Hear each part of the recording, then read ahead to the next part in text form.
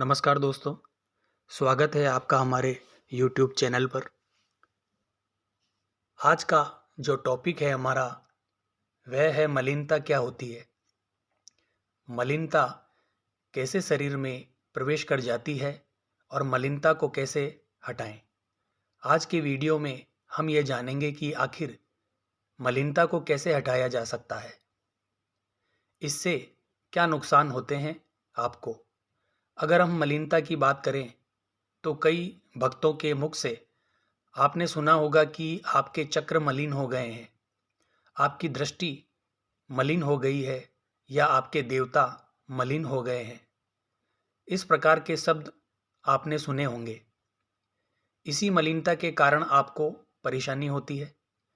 आज मैं बताऊंगा कि कैसे ये मलिनता आपको लग जाती है, कैसे मलिनता से आप छुटकारा पा सकते हैं।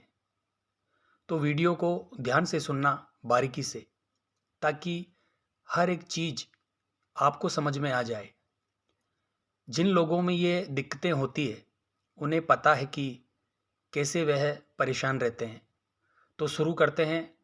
सबसे पहले मलिनता को लेते हैं, नेगेटिविटी के बारे में चर्चा करते हैं। नेगेटिविटी यानी नकारात्मक शक्तियां, जिन्हें हम मलिनता का एक नाम देते हैं, जो आपके चक्र को भी मलिन कर देती है, आपके देवताओं को भी अशुद्ध कर देती है, मलिन कर देती है। कई बार क्या होता है कि आप किसी देवता की पूजा कर रहे होते हैं, पूजा करते करते धीरे धीरे उनकी ऊर्जा आपके ऊपर, आपके पास आती है। जैसे बूंद बूंद से घड़ा भरता है, उसी प्रकार थोड़ी थोड़ी ऊर्जा देवताओं की, शक्तियों की आपको मिलने लगती है। इस तरीके से जब आप अपने इष्ट की पूजा करते हैं तो धीरे धीरे उनकी संपूर्ण ऊर्जा आपको प्राप्त हो जाती है। आपको उनके दूत प्राप्त होते हैं, जिन्हें हम योगिनियाँ भी कहते हैं, दूत भी कहते हैं। इन योगिनियों या दूत के द्वारा भगत बड़े से बड़ा संकट काटने में समर्थ हो जाता है। लेकिन यह सब एक दिन में नहीं होता दोस्तों।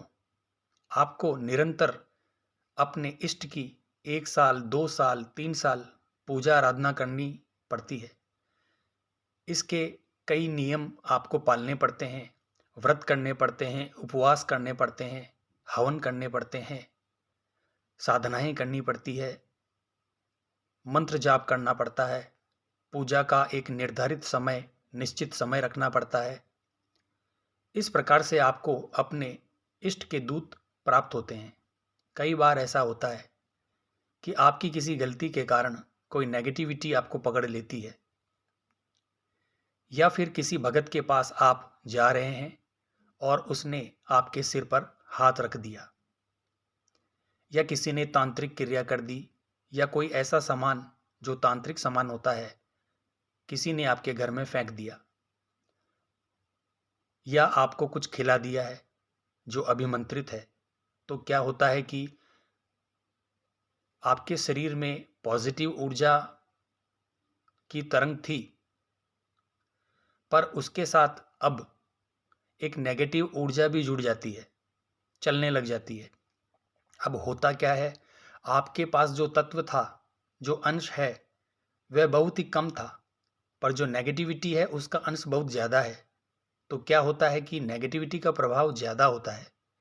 हालांकि पॉजिटिविटी आपके साथ चलती है, आपके साथ रहती है, पर नेगेटिविटी का प्रभाव ज़्यादा होने के कारण पॉजिटिविटी दब सी जाती है। पॉजिटिविटी के साथ नेगेटिविटी मिल जाती है, सकारात्मक शक्ति के साथ नकारात्मक शक्ति मिल जाती है। तो हम इसे कह देते हैं कि मलिनता है, देवता मलिन हो चुके हैं। तो फिर उसको हटाया जाता है, उस नेगेटिविटी को हटाया जाता है। यह मलिनता आपके मन में नेगेटिव ख्याल पैदा करती है, गंदे ख्याल पैदा करती है, पूजा करने में आपको डिस्टर्ब करती है, आपका पूजा पाठ में मन नहीं लगने देती है। आपको जो पहले अनुभव हुआ करते थे वह अनुभव होना बंद हो जाते हैं। इस तरीके की समस्या आपके साथ होने लगती है मलिनता के कारण। इसके और भी कई कारण हो सकते हैं, जैसे आपने सूतक पातक का भोजन कर लिया, किसी के घर का कोई व्यक्ति जब गुजर जाता है उस समय आपने वहाँ उस घर का भोजन ग्रहण कर लिया, तो इस कारण से भी शरीर में मलिनता प्रवेश कर जाती है। इसलिए ध्यान रखें कि कभी भी सूतक पातक का भोजन हमें नहीं करना चाहिए। इसके अलावा भी और कारण होते हैं, जैसे आपका शरीर अशुद्ध रहने लगा है, आप समय पर नहाते नहीं हैं, गंदे वस्त्र पहनते हैं, आपके विचारों के कारण भी मलिनता आपके शरीर में प्रवेश कर जाती है। आप गंदी चीज़ों को देखते हैं, सुनते हैं, गंदे लोगों के साथ रहते हैं, आपके विचार गंदे हैं, तब आपकी दृष्टि भी मलिन हो जाती है, क्योंकि देवता भी आपके भाव से चलते हैं, आपके मन से चलते हैं, और आपने अपने मन में इन गंदी चीज़ों को स्थान दे रखा है। उसी मन में आपने नकारात्मक चीज़ों को यानी अशुद्धि को स्थान दे रखा है। देवता आपकी भावना को समझते हैं दोस्तों, क्योंकि वह आपके मन के भावों से जुड़े हुए होते हैं। तो इस तरह की चीज़ों का विशेषकर ध्यान रखें और शारीरिक ब्रह्मचर्य और मानसिक ब्रह्मचर्य को मजबूत रखें। अगर आप इस तरह की चीज़ों का ध्यान रखेंगे तो आप शारीरिक और मानसिक दोनों तरीकों से स्वस्थ रह पाएंगे, और अगर नहीं रखेंगे तो शारीरिक और मानसिक दोनों तरह से मलिन हो जाएंगे। आपको अपनी पवित्रता का विशेषकर ध्यान रखना है। शारीरिक ब्रह्मचर्य और मानसिक ब्रह्मचर्य का पालन करना चाहिए। इन्हीं कारणों से आपकी दृष्टि और चक्र मलिन हो जाते हैं, और पहले जो आभास आपको होता था वह होना बंद हो जाता है। इन्हीं सब कारणों से आपके ऊपर देवता का आशीर्वाद कम होने लगता है और आपकी ऊर्जा भी कम होने लगती है, क्योंकि आपके विचारों के कारण ही तो देव कृपा जागृत होती है। अब हम बात करते हैं इन मलिनताओं को दूर कैसे करें। इसके लिए आप एक उपाय कर सकते हैं। आपको हाथ में कपूर लेनी है, दोनों हाथों में कपूर, दोनों हाथों में 2-2 लौंग लेनी है, और आपको हनुमान चालीसा का 5 बार या 11 बार पाठ करना है। आप इसे सुबह भी कर सकते हो और शाम को भी। अगर सुबह करते हो तो सुबह 5 हनुमान चालीसा का पाठ करना है और शाम को 5 हनुमान चालीसा का पाठ करना है, और अगर शाम को करते हो तो शाम को 11 हनुमान चालीसा का पाठ करना पड़ेगा।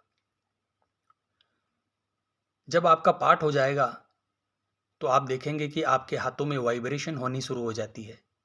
आपको अपनी मुट्ठी खोलने में परेशानी महसूस होती है। आपका हाथ ऐसा लगता है जैसे हिल रहा है, भारी हो रहा है। आपके हाथ में विस्फोटक आग लग रही है। जैसे ही आपकी हनुमान चालीसा पूरी हो जाए तो इन वस्तुओं को सुहा कर दीजिए, आग लगा दीजिए, भस्म कर दीजिए। यह कार्य आपको 11 या 21 दिन तक करना है। इस कार्य को करने से आपकी मलिनता पूर्ण रूप से नष्ट हो जाएगी। आशा करता हूँ यह जानकारी आपको पसंद आई होगी। तो जुड़े रहिए हमारे चैनल से, ताकि इस प्रकार की और जानकारी हम आप तक पहुंचा सकें। धन्यवाद। जय अम्बे, जय श्री कल्याण दोस्तों।